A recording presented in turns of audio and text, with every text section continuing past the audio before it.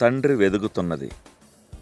చదివి ధ్యానించడానికి యోహాను సువార్త 4వ అధ్యాయం 1-26 వచనాలు. దేవుడు ఆత్మ గనుక ఆయనను ఆరాధించువారు ఆత్మతోనూ సత్యముతోనూ ఆరాధింపవలెనను. 24వ వచనం. మీకు తెలుసా, మహా ఆజ్ఞ గ్రేట్ కమిషన్ ఇవ్వబడింది ఆరాధిస్తున్న ప్రజలకని. శిష్యులు ఆయనను ఆరాధించే సమయంలో ప్రభువైన యేసు వారికి ఈ విధంగా చెప్పాడు, కాబట్టి మీరు వెళ్ళి సమస్త జనులను శిష్యులుగా చేయుడి. మత్తయి 28:19. ఎంత సత్యం! అవును, మనమంతా ప్రభువైన యేసుక్రీస్తుతో కలుసుకొని ఆయనతో వ్యక్తిగత బాంధవ్యాన్ని ఏర్పాటు చేసుకొని పూజ్యభావాన్ని, ఆరాధనా విధానాన్ని పెంపొందించుకుంటేనే నిత్యత్వానికి సంబంధించిన విలువను పొంది మరణిస్తున్న ఈ ప్రపంచాన్ని జీవంతో నింపగలం.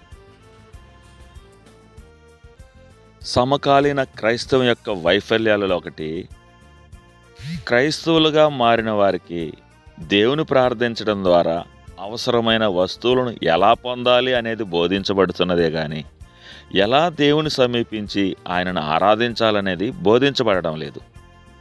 వెస్ట్ మినిస్టర్ చిన్న క్యాటెకిజం ఒక ప్రశ్న వేస్తుంది, మనిషి యొక్క ప్రధానమైన లక్ష్యం ఏమిటి? దానికి జవాబు ఈ విధంగా ఉంది, మనిషి యొక్క ప్రధానమైన లక్ష్యం దేవుని మహిమపరచుట, సదాకాలము ఆయనలో ఆనందించుట.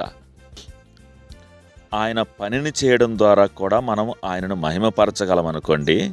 కానీ చాలామంది క్రైస్తవులు క్రీస్తును వదిలివేసి క్రీస్తు వలన లభించే వాటిపై ఆసక్తి కలిగి ఉన్నారు.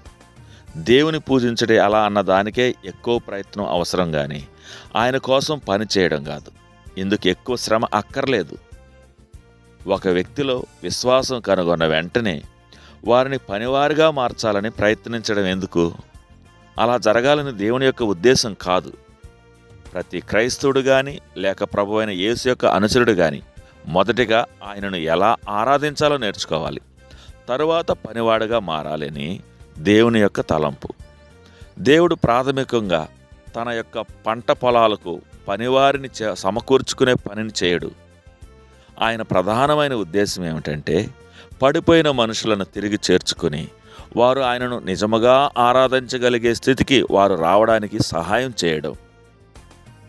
నేటి మన వాక్య భాగం 2000 సంవత్సరాల కిందట సుకారను బావి వద్ద ఆ ఒంటరి స్త్రీకి ఎలా అన్వయించబడిందో 21వ శతాబ్దంలోని నేటి స్త్రీలకు, పురుషులకు కూడా అలాగే అన్వయించబడుతుంది. తండ్రి, నేనేం చెప్పగలను? నాకు మీ మీద కంటే మీ వలన లభించే వాటిపైనే ఎక్కువ ఆసక్తి ఉన్నదా?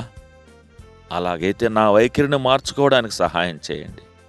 అది ఆలస్యం కాకుండా చేయమని ప్రభువైన యేసు నామమున వేడుకుంటున్నాను తండ్రి.